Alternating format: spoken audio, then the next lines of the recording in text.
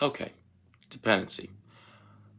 I think a lot of people experience dependency very frequently, shows up in a lot of different ways, and the societal solution to it is either miscommunicated or misunderstood, and that is to physically separate yourself from the thing you're dependent on, which can be necessary, right? But ultimately, the solution to dependency is independency, but that can still be done in union with other people. The whole goal would be dependency to independency to interdependency, which is an interesting concept of itself. But how do you go about becoming independent, especially when you're dependent on people who are important to you? You know, your family, your loved ones, boyfriends, girlfriends, wives, husbands, close friends. You know, to cut off those people to gain your dependency is a lot. And that doesn't mean you can't do that. I mean, there's good ways to do that. There's good ways to say, hey, I just learned I have a dependency on this that you're providing for me. I'm going to take a week, or I'm going to take a few days, and I'm going to slow down whatever we were doing that was so fast. But sometimes that just isn't practical. And honestly, I don't actually think that's all that necessary. So, how do you obtain independency and eventually, in the long run, interdependency while still maintaining a union with someone you're very dependent on, right? Again, that social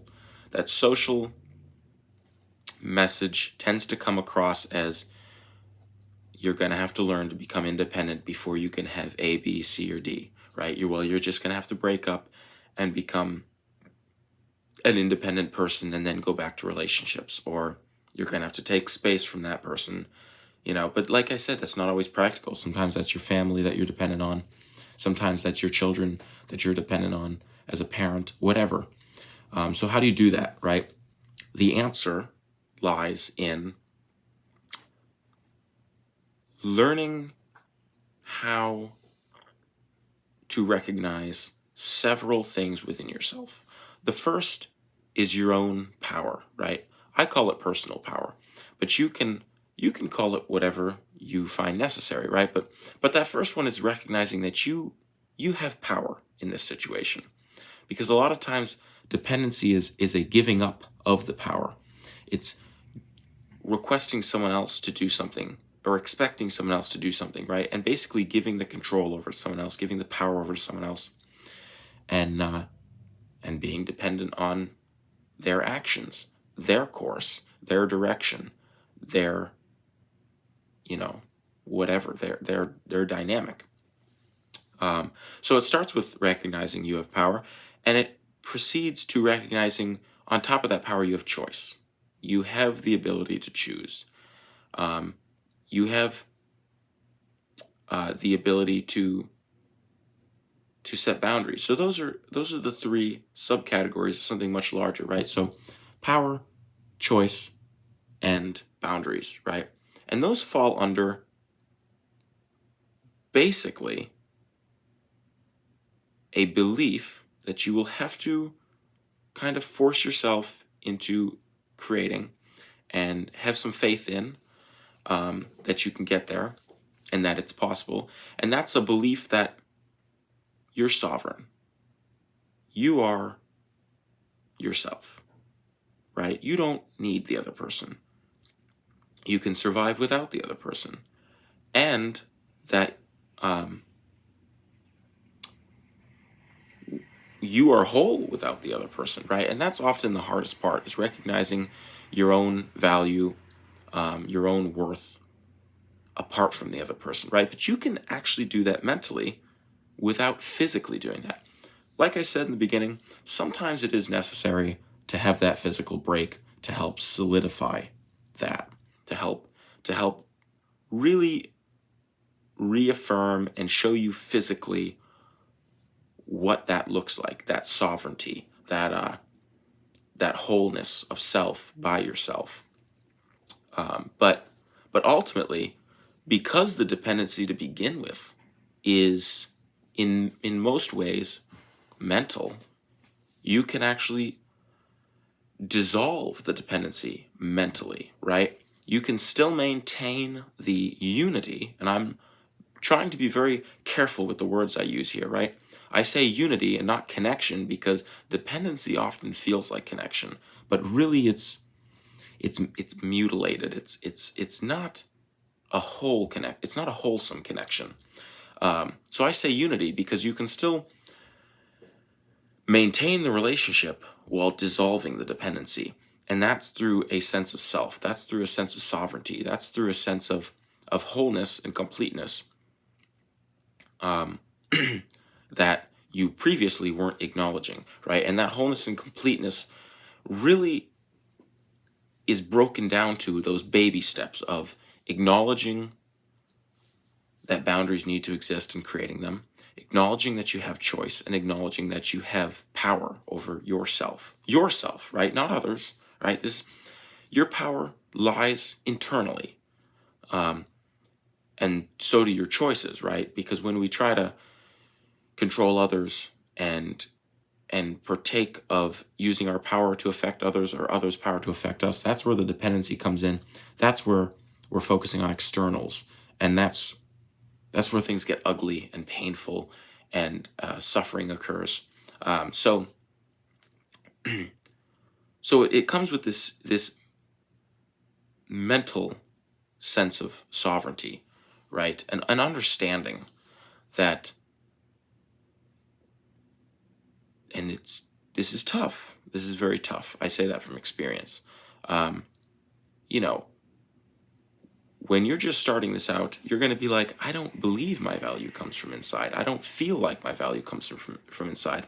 I know it does, but like, I don't know how to show up and do that for myself, right? But this is meant to be a message of encouragement because, like I said, that typical cultural message is, well, if you want to be independent, you have to learn to be independent physically by yourself first. You have to go buy your own house, make your own money, take care of your own meals, maybe have a pet, A, B, C, D, maintain your relationship with your family before you can go out and find a relationship, or before you can fix your dependency on your parents or your siblings or your children or your relatives or your friends, right? And that's not the case, right? The positive message that I'm here to share is, because this isn't, it appears as a physical problem, the dependency, right? You're like, oh, I need them in my life. I need them right here physically, right? But it's really, it's the physical is the symptom, and the actual ailment is a couple other deeper things, right? But it starts mentally, and that's the easiest place for most people to begin, is mentally, right? Like I said, acknowledging that you can still have unity with someone, have a connection with someone, while simultaneously separating yourself, right? Now, that doesn't mean that, like I said, that doesn't mean the typical distancing, right? That doesn't mean becoming cold. That doesn't mean physically cutting them off. That doesn't mean texting them less. It could.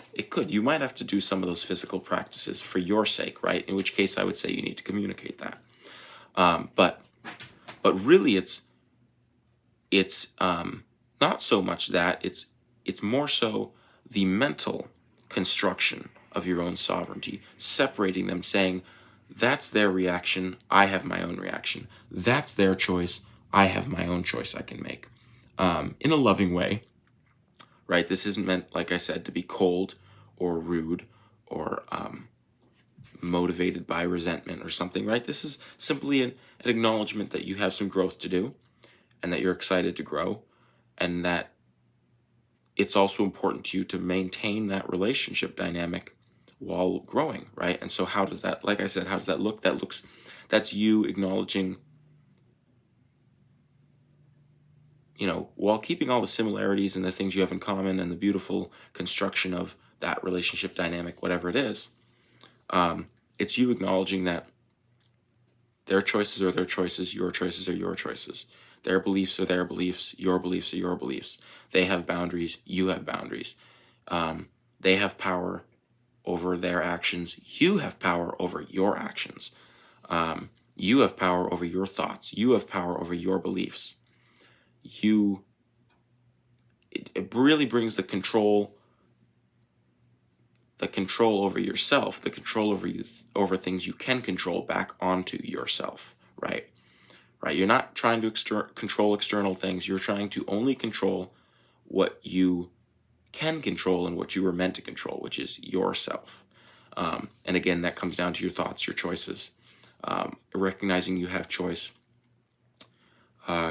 boundaries, acknowledging boundaries you'd like to have, where you need to set some up.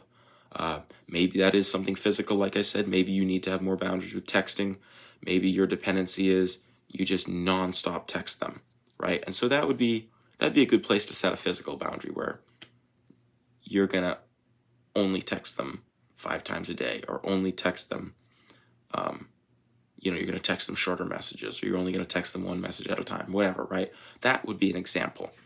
But ultimately it comes down to acknowledging the boundary there, right? The choice you have there, the power you can take over your actions. And just recognizing your sovereignty, recognizing that you are an individual with or without this person, right? But that's key, because you can still do it with them, right? But also, you're your whole self with or without them. And really reaffirming that thought, constantly letting that thought flow through, and building that thought up in your head so that you can really let it resonate with you into something that you will begin to trust and incorporate as a part of your mental construction. And eventually it will show itself physically. But yeah, that sovereignty, that's the important thing, is being able to distinguish yourself as a unique individual person apart from them, right? And again, that doesn't mean you have to completely rip things apart and end something or take space to learn this independence. I don't know if that's the message that culture pushes, or if that's the message that people misinterpret it that way. But regardless, that's what I always understood. And so I'm here to share that that doesn't have to be the case, right? It's not bad to go out on yourself and do stuff like that if necessary. Action really does reaffirm, beliefs, and it really does help reaffirm the action itself. But it's not always necessary, right? Sometimes you're like, oh, I have children and a wife, and like, I didn't realize I was dependent on my wife, but I can't just ditch my children and my wife, right? So my encouraging message here to you is you can actually do this on your own in a relationship. And you can do this by communicating with your partner, with your family, with your siblings, with your friend, and say, I didn't realize how dependent I was. I'm going to be incorporating a couple things to learn and really develop my own sense of sovereignty, right? Because that's what it is. It's a sense. It's something we weren't attuned to before. It's always existed. We just didn't realize it. So I'm going to develop my sense of oneness and self, right, while still being friends. And I'm here to tell you that's possible. So yeah, if you're struggling with dependency on someone else or something else, you can do this